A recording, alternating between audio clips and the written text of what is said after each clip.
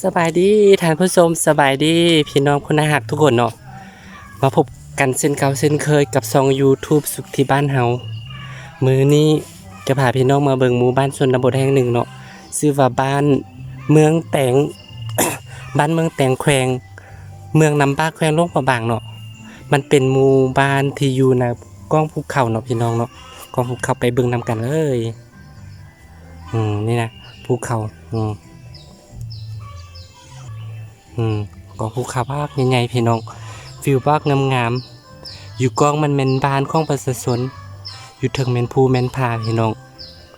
ไปเบิ่งนำกันเลยเนาะหมู่บ้านเนาะนี่เพิ่นเห็นพ่อโซนเพิ่นนั่งกินข้าวพี่น้องไปดิพ่อโซน แล้วพ่อโซนเพิ่นนั่งกินข้าวไม่โซนเพิ่นก็นอนไปเบิ่งนำกันแต่ละหลังคาวิถีชีวิตของชาวบ้านเนาะเป็นไสไดมันเป็นบ้านอยู่ในป่าพี่น้องส่วนหลายเป็นป่าต้นไม้ใหญ่ระบบคนอยู่น้อยเนาะพี่น้องเนาะ คนอยู่น้อยเดียวหนึ่ง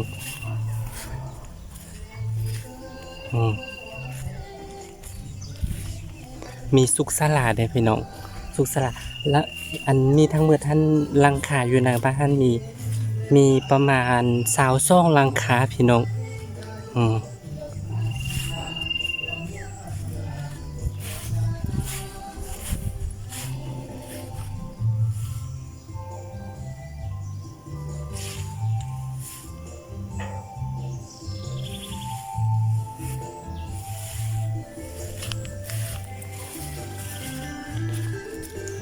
อันนี้เป็นวัดเนาะพี่น้องเนาะเป็นวัดของหมู่บ้านเนาะแต่ว่าน่าจะกลายเป็นวัดห้างบ่มีครูบาบ่มีจัวบ่มีสามเณรเนาะพี่น้องเนาะส่วนหลายก็เจ้าบ่อยู่แหละส่วนหลายก็เจ้าไปอยู่ตัวเมืองจะกลายเป็นวัดห้างเนาะบ่มีคนเลยพี่น้องมิดจิลีป้าหมู่บ้านของเขาเจ้าบ่งามๆพี่น้องภูเขางามหลายพี่น้อง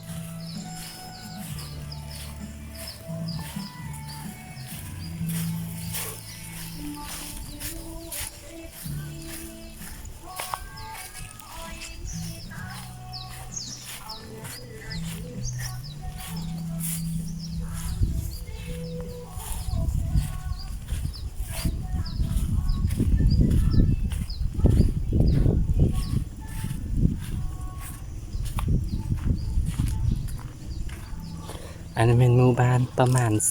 20ปลายหลังคาเนาะพี่น้องเนาะ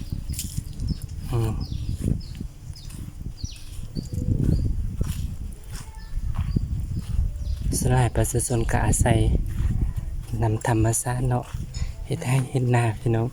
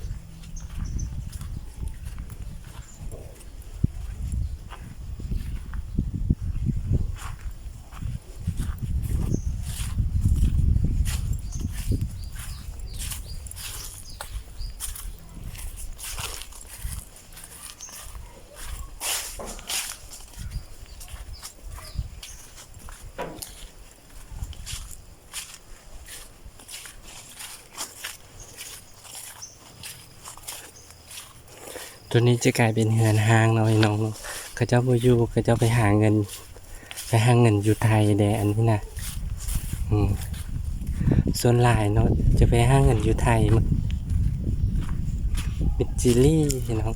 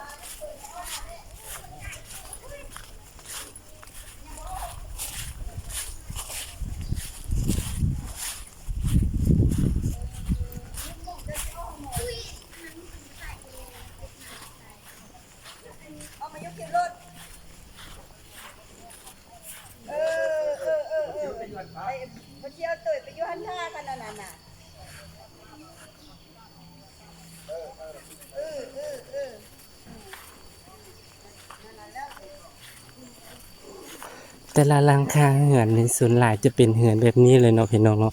เขาเจ้าจีเฮ็ดกองเหือนนะฮะจะมีบ่อนลิ้นนั่งลิ้นส่วนหลายเป็นเหือนจะเฮ็ดแบบนี้หมดทุกหลังคาเลยอืม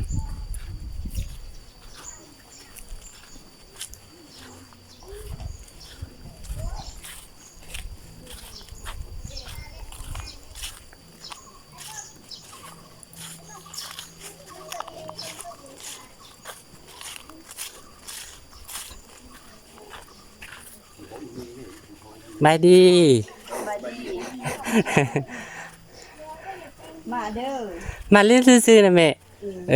อันมาถ่ายคอนเทนต์เฮ็ด YouTube นะ สบายดีลูก มาดีเด้อได้น้อย ๆป้าบ่ได้ซื้อขนมมาตอนเนาะบ่ได้ซื้อขนมมาตอนทำป้าบ่ได้แม่แต่ผู้น่ารักมาทุกคนเลยเนาะเธอ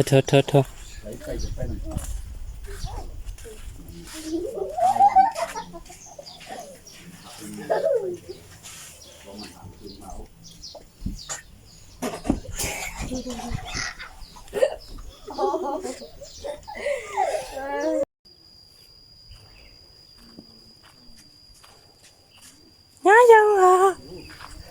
อย่ายองเหรอ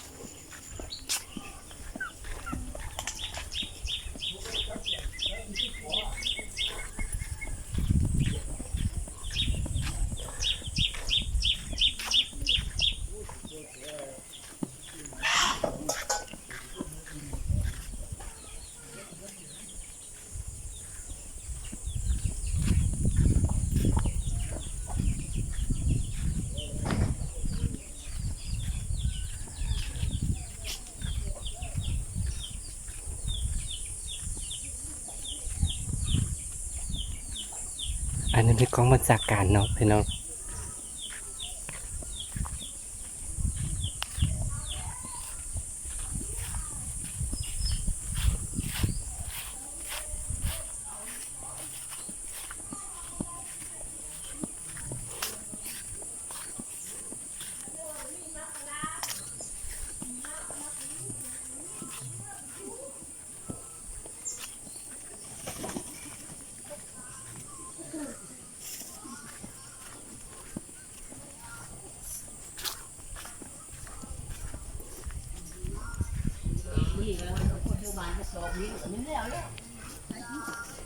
สบายดีป้านั่งประชุมยังกัน ยังนางอิน นั่งอินเธอว่าประชุมไม่ยังกันเหรอ ประชุมกันผู้บ่าวน้อยตี มาโล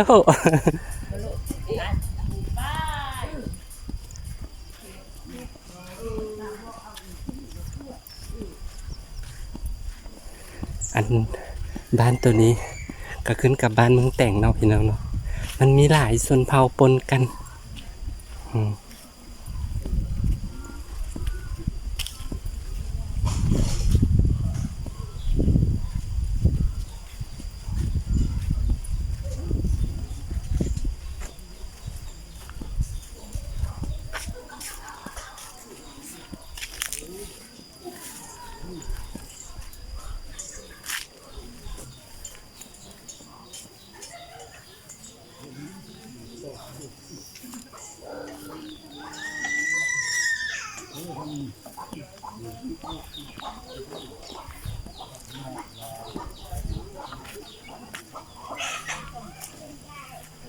สมัยเด้อ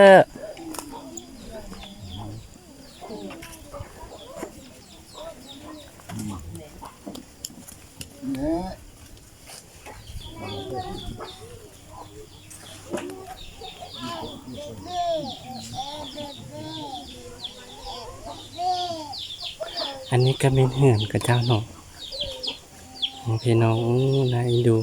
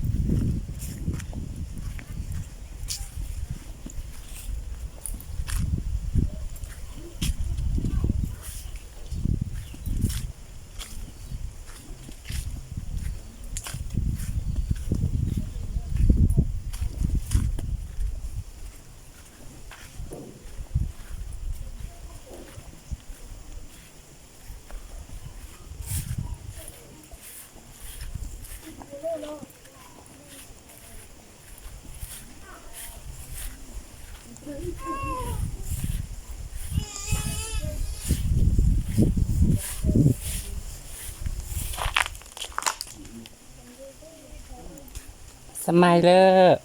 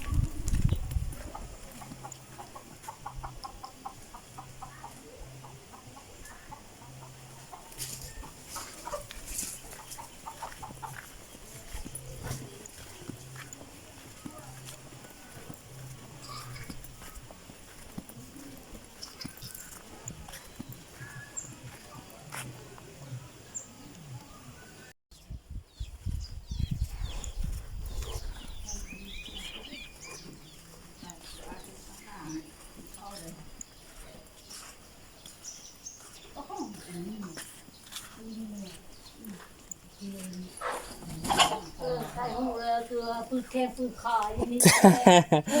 ถ่ายลินซื้อ เป็นลูกที่เรามาเอามาให้ดู อืม